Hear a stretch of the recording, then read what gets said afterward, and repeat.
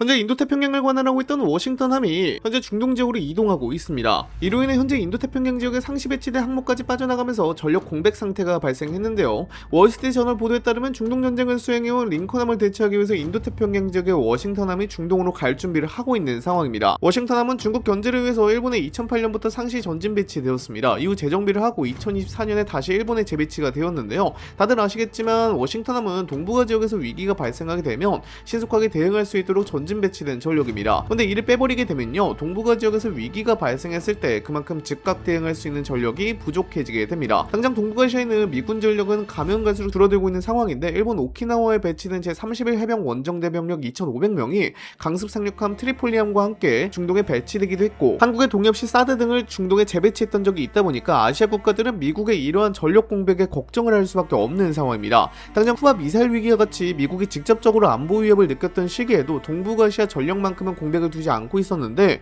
트럼프 대통령이 이러한 전력들을 중동으로 이동시키고 있는 상황입니다. 현재 조지 워싱턴함을 중동으로 급한 이유는 중동 전쟁에서 작전을 수행 중인 링컨함 때문에 그렇습니다. 현재 링컨함은 250일 넘게 장기 파병되면서 승조원들의 열악한 생활 여건과 정신건강을 둘러싼 우려가 커지고 있는 상황입니다. 링컨함의 경우에는 이례적으로 파병 기간이 길어지고 있는 상황인데요. 250일 가운데 200일 이상 항구에 한 번도 기항하지 않은 채 해상 작전을 이어가고 있다고 합니다. 원래 5월에 작전을 종료하고 복귀할 예정이었지만 전쟁이 길어지다 보니까 9개월 이상 작전을 수행 중인 것이죠. 이는 미국 해군 역사상 가장 오랜 기간 작전을 수행한 것입니다. 무엇보다도 현재 바레인에서 조달되는 보급품이 막히고 또 수에즈 운하를 통해서 운반되는 보급로도 막히면서 보급선 한 척에 의존하며 작전을 수행 중인데요. 그렇다 보니 현재 링컨함에서 배식이 나오는 밥들을 보면 이게 과연 미군에서 주는 밥이 맞는지 의문일 때가 있을 정도로 열악한 환경에서 지내고 있는 상황입니다. 그리고 기초 생필품이 동나고 위생이 악화하고 있는 상황이기도 합니다. 그리고 보급에도 상당히 큰 문제가 있는 게 5천여 명의 승조원이 탑승한 항공모함이다 보니까 거의 41개의 보급을 계속해줘야 합니다.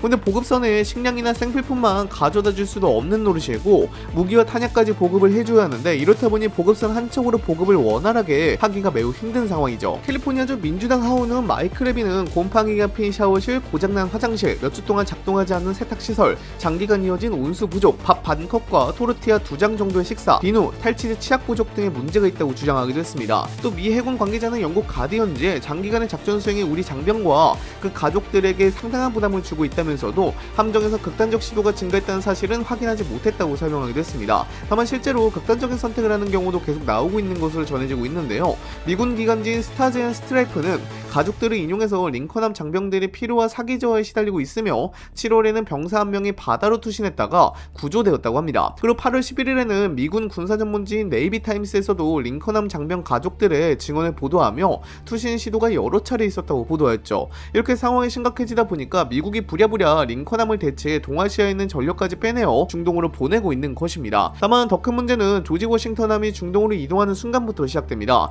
워싱턴함이 링컨함의 자리를 채우기 위해 빠져나가게 되면 태평양에서는 당분간 미국 항공모함이 없는 공백 기간이 발생할 가능성이 있습니다. 미국이 다른 항모를 투입할 가능성은 있지만 현재 보도된 내용만 놓고 보면 워싱턴함이 떠나는 시점과 새로운 항모가 태평양에서 작전을 시작하는 시점 사이에 시간이 발생할 수 있습니다. 이 공백이 더 심각하게 받아들여지는 이유는 미국 해군의 항모 정비 일정 자체가 이미 이란전의 장기화로 영향을 받고 있기 때문입니다. 브라이언 클라크 허드슨 연구소 선임연구원은 13일 월스트리트 저널에 이란전으로 인해 미국 항공모함의 정비 일정이 밀리고 있다고 지적했습니다. 그는 미국 해군 함대가 이상적인 준비 태세로 돌아가는데 최대 3년이 걸릴 수 있다고 전망했습니다. 이는 현재 미국이 항모 한 척을 이동시키는 문제를 넘어 항모 전력 전체의 순환과 유지 능력이 영향을 받고 있다는 의미입니다. 미 해군 항공모함은 일정 기간 작전을 수행한 뒤 정비와 보급, 승조원 교대 등을 거쳐 다시 전투에 투입되는 순환 구조로 운용됩니다. 그런데 이란전이 예상보다 길어지면서 기존에 계획했던 항모의 작전과 기환, 정비 일정이 연쇄적으로 밀릴 가능성이 커지고 있습니다. 한 항모가 예상보다 오래 전투 임무를 수행하면 다음 항모가 투입되는 시점도 영향을 받고 정비가 예정된 항모까지 일정이 뒤로 밀릴 수 있습니다. 이렇게 되면 미국이 보유한 항모 숫자 자체는 변화가 없더라도 실제로 즉시 작전에 투입할 수 있는 항모의 숫자는 줄어들 수 있습니다. 브라이언 클라크 연구원이 지적한 부분도 바로 이 문제입니다. 평상시라면 조지 워싱턴함은 일본과 필리핀 등 태평양 지역을 순찰하면서 미국이 이 지역의 안보에 지속적으로 관여하고 있다는 신호를 보내는 역할을 수행할 수 있습니다. 항모가 실제 전투에 투입되지 않더라도 해당 지역을 정기적으로 순찰하고 동맹국가 훈련을 진행하는 것 자체가 미국의 군사적 의지를 보여주는 수단이 됩니다. 그런데 워싱턴함이 중동으로 이동하게 되면 미국은 이 같은 활동을 포기해야 하는 상황에 놓이게 됩니다. 클라크 연구원은 이번 결정으로 미국이 주변국들과의 관계에 영향을 줄 수 있는 전략적 기회를 모두 포기하게 됐다고 지적했습니다. 특히 대만과 일본 입장에선 이 문제가 더욱 중요합니다. 남중국해와 동중국해에서 중국의 군사활동이 이어지는 상황에서 미국 항모의 순찰과 연합훈련은 군사적 대응력을 보여주는 중요한 활동입니다.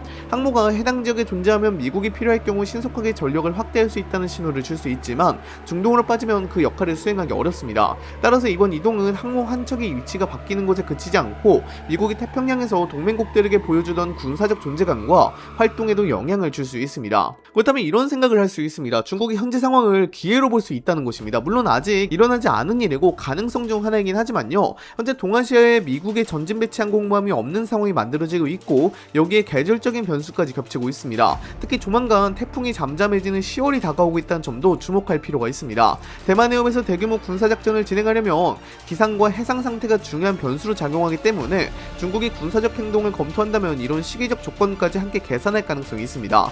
물론 미국 항모 한 척이 빠졌다는 이유만으로 중국이 대만을 침공할 가능성이 높아진다고 단정할 수는 없습니다.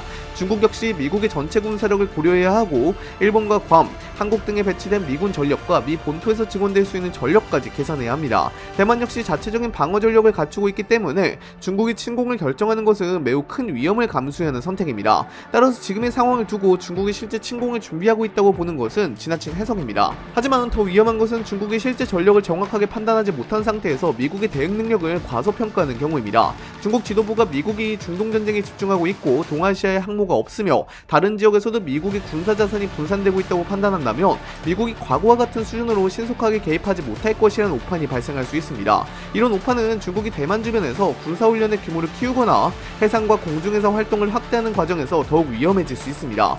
여기서 가장 중요한 질문이 남습니다. 미국은 중동과 인도태평양에서 동시에 심각한 위기가 발생했을 때 지금과 같은 수준의 군사적 대응을 유지할 수 있느냐는 것입니다. 이란과의 전쟁이 계속되는 상황에서 대만 해협까지 위기 지역이 된다면 미국은 항공모함뿐만 아니라 여러 전력까지 여러 지역에 동시에 배분해야 합니다. 미국이 가진 전력의 총량보다 중요한 것은 같은 시점에 여러 전구에서 실제 작전을 동시에 수행할 수 있는 준비태세입니다. 하지만 지금 미국은 방공미사일 상당 부분이 소진이 된 상태이기도 하고요. 중동전쟁 하나만으로도 벅차 보이는 모습을 보이고 있습니다. 따라서 지금의 항모 공백이 위험한 이유는 중국이 반드시 공격할 것이라는 데 있는 것이 아닙니다. 미국의 전력이 분산된 상황을 중국이 어떻게 판단하느냐, 그리고 그 판단이 잘못됐을 때 양국이 얼마나 빠르게 군사적 충돌로 끌려갈 수 있느냐가 더 큰 문제입니다. 아마도 미국은 대만을 결코 포기하지 않을 겁니다. 대만이 뚫리면 바로 태평양이 코앞이기 때문에 어떻게든 막으려고 할 건데요. 즉각 대응할 수 있는 전력이 중동으로 가다 보니까 큰 문제에 직면하고 있는 것으로 보입니다. 그렇다고 해서 당장 태평양 전력의 공백을 채워줄 새로운 수단이 있는 것도 없어 보이고요. 이 문제를 어떻게 해결해야 할지가 초유의 관심사가 되고 있습니다.